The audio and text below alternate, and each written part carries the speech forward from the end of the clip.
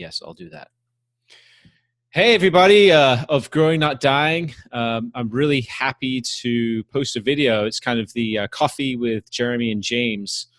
It's mid-afternoon, and we figured we'd get on the horn and record a conversation just to give you a little background. Jeremy and I have known each other for several years now, and we never lack for anything to say. And so we have these chats, and it dawned on us that maybe we should hit the record button and share them. So I just want to welcome Jeremy and thank you in advance for doing this with me. And we're just going to talk about something that I found very interesting in your career arc, was that you grew your business to do one thing and then pivoted, and now it's another. And as entrepreneurs, we all, often start businesses thinking we're going to, have this linear line between point A and point B, and point B being this big success. But oftentimes, as we build the businesses, we see the market change, or we sense an opportunity that we decide to dive in on. And so, with that in mind, when I think about who has done that, you always pop to mind. So why don't you just take a moment just to introduce yourself so everyone knows who you are and what juicy results your company did before and what it's doing now, and we'll go from there. All right, excellent. It's great to be here. So as you said, we've known each other for many years. So I feel like you've seen the entire arc. And when we first started working together in EO, and I was in a coaching group that you had, I would introduce myself and say, I'm Jeremy, and I own Juicy Results, and we're the internet marketing agency for the Fortune 5 million. And that was always so well received, and people loved it. And I had this vision that I wanted to take, what the big companies had learned about internet marketing and pare it down and democratize that for small companies. I still love that, by the way. Thanks. For the Fortune, yeah, it's good. I know, it was great. And now, by the way, you're a victim of your own success, right? There was so much I was doing right in that business, and that's why it took me so long to pull the trigger on what I think was the right decision. So you were just doing, just to kind of make sure everyone's on the same page. You studied and worked and understood all the marketing for the big agencies were doing for larger companies, and kind of taking the key, kind of the 80-20 of it, right? Yeah. And then offering it to smaller businesses. Exactly. From 2001 to about 2009, I had seen what is now, called marketing automation and CRM and SEO and social media. And I'd seen these big companies do these things, and it was amazing. And I thought, okay, now there's tools that what used to cost $500,000 a year for, a tool is now Infusionsoft and, Facebook marketing and all these other things that you just couldn't do. So I just watched what happened. All of a sudden, what only large companies could do became available to everybody. And that was my gold rush. And that's what we were trying to do, is, package that for small companies and build, full service marketing agencies for small companies. Which in itself is a very viable business model, correct? Yeah. 100%. And I think that when I had that idea, a lot of other people did as well, but it was still very new. And then a couple of years into that business, I was in a sea of sameness. It wasn't just me. There was, thousands of other companies doing that. And the only companies that I really saw succeeding were very horizontally and vertically positioned, right? So if you think about a crosshair, like the crosshairs is where you want to be. Horizontal is like just SEO or just social media marketing. And vertical is like just healthcare or just financial. I had a lot of friends that were crushing it doing just social media marketing for just healthcare companies, right? And I didn't want to do that. And I really rejected that. And I saw that that was a formula. And I think that my refusal to do that made it really hard for me to compete with some of those companies. So that was kind of the flaw that that was obvious and that I was living in. Right. So, but you were attracted and seduced by the concept of helping millions of businesses. Yeah. And that kind of kept your focus off niching down into one specific market where you could crush. Exactly. Yeah. Okay. Yeah. And over many years, I watched friend after friend or colleague that I met at a conference after colleague do that just grow past me, right? And Yeah. even if it was obvious, I just knew that wasn't for me. But you have to stay true to your own path, Well, okay. Before we get too ahead of ourselves, I just want to understand the feeling you had in this moment. So you were having success. I mean, I visited your office, your staff, and you're doing great things, right? And you're kind of caught in this. You call it victim of my own success, but listen, this was an operating business, and that you had seen other people who niche down, do well, but you still were at a point where you just were resistant to change. So what happened? Like, what was the final spark that actually triggered change? Because we have people in this group, I just know it, who are doing okay, right? They have some opportunities. They probably know or tell themselves that, hey, I should really do that, but things are okay where they are. They just haven't pulled the trigger. So they'll be really interested to hear what happened for you.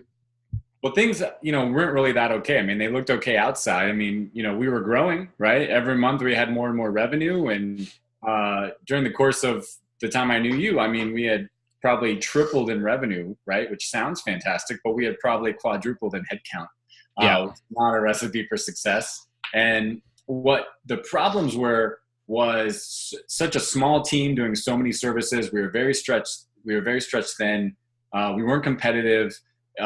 We were taking the business we could get instead of creating the business that, we really wanted. And so there was a lot of chaos with that. There was a lot of management problems. It was hard to attract great talent because of that, because we didn't stand out as an expert in anything.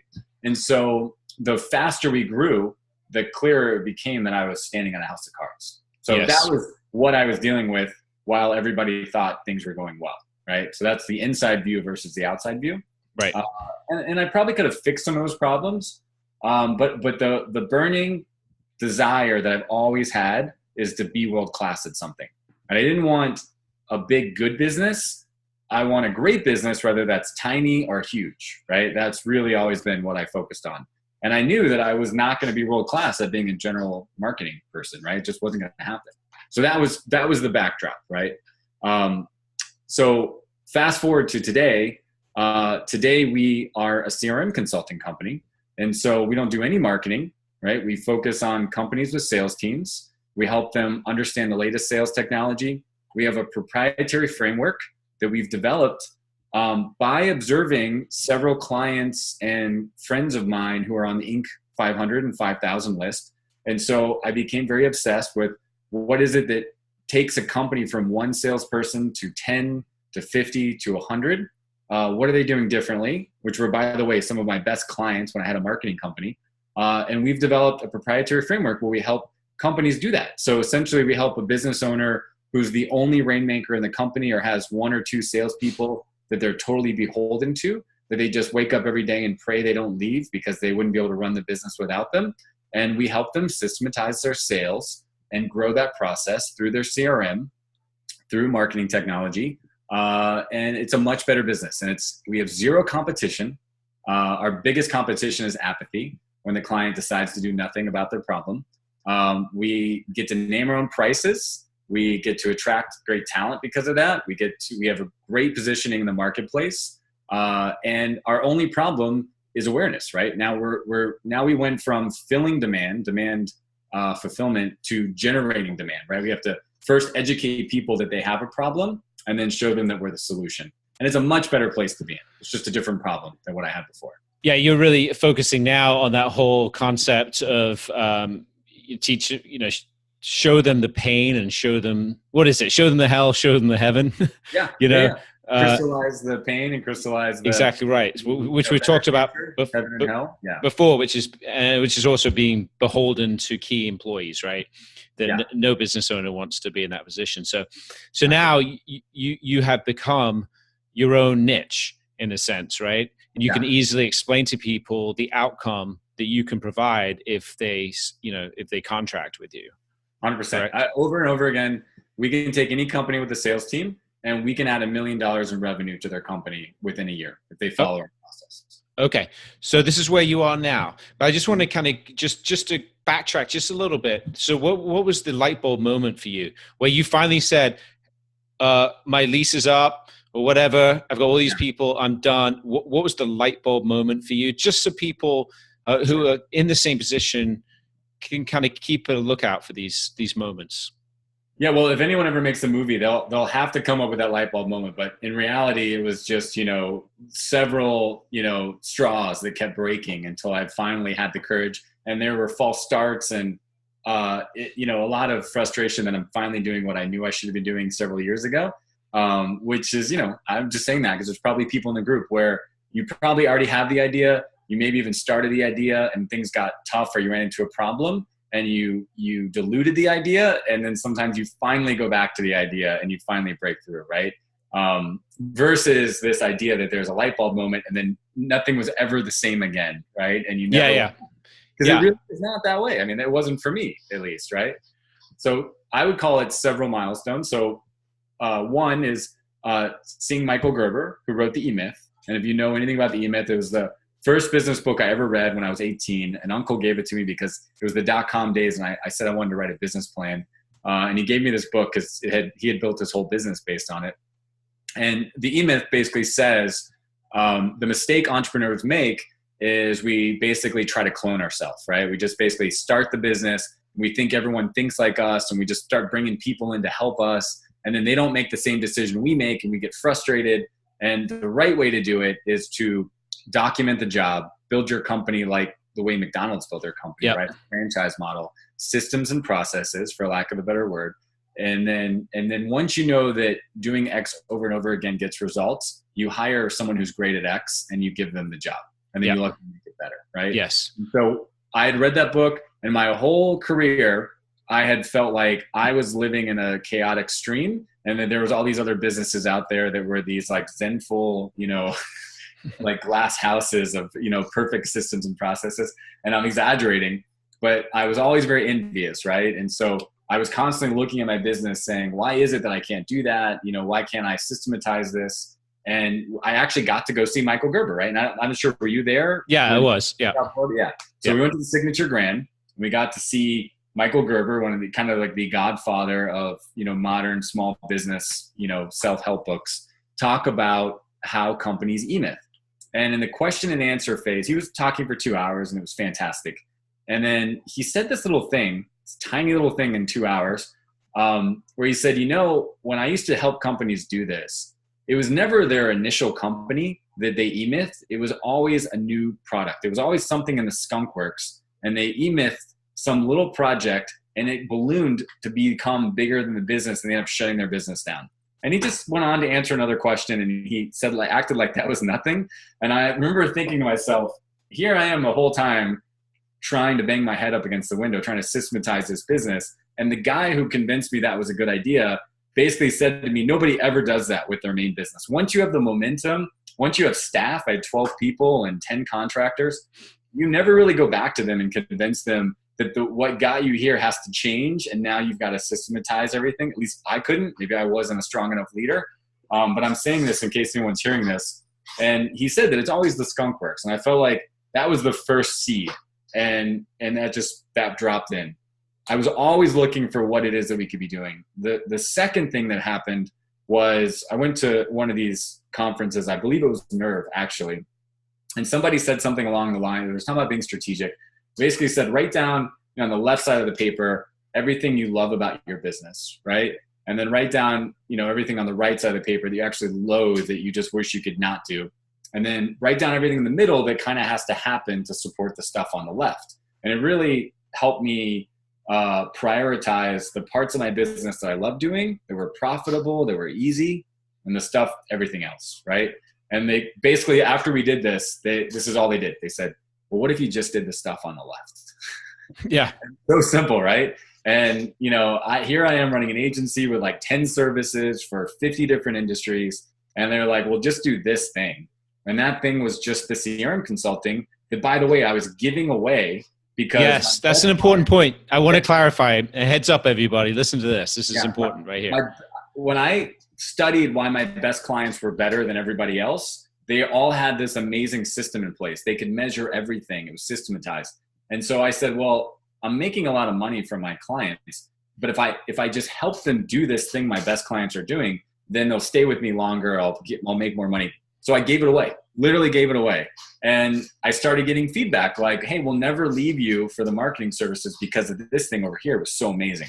And I heard that enough times, and hearing that conversation from the speaker, I don't remember who it was. I wish I did, but it was as simple as saying, what if you only did the things that you like doing the most, that your clients appreciated most? What if that was your whole business? Yeah. And here we are. Today, that's all my business is. Yeah, that's amazing. So those are two moments, and I would argue that those are light bulb moments. And that's really what I had in mind. I understand the execution rolls out, over time, but something definitely hit you that day listening to Michael Gerber, and then the whole but concept. There were a lot of moments of recommitment, right? There was like, okay, I'm excited, and then life gets crazy, and you slide away, and then you say, no, wait. Correct. And you got to recommit, and that's correct. I don't want to under-celebrate that. Yeah. So those are two big takeaways. Huge is for me, it's to embrace those light bulb moments, but don't expect change to happen overnight. Really do an audit of your business, what you'd love to do, and then ask yourself, is there a way that I can do more of that and base an offering around that? That I love to do, right? Yeah. And then the third was, and I think this was a nice kind of example of what Michael Gerber was talking about when he said it's never really your existing business, it's something within the business. And that when you look back on it, it was something in the business, meaning the CRM giveaway, that turned out to be the gold nugget, right? Yeah. That there was something in your business. So I would suggest that everyone listening to this really think about where their nuggets are in their business, and ask yourself, what would happen if I stripped everything else away and I went all in on a couple of these nuggets, 1, 2, 3, or whatever it is. It's really powerful stuff. Yeah. And just to pay off on an exercise, I remember the questions were like, what's most valuable to your customers? What are they really paying you for? What do they care about? What are they telling you that they buy your service for, a product?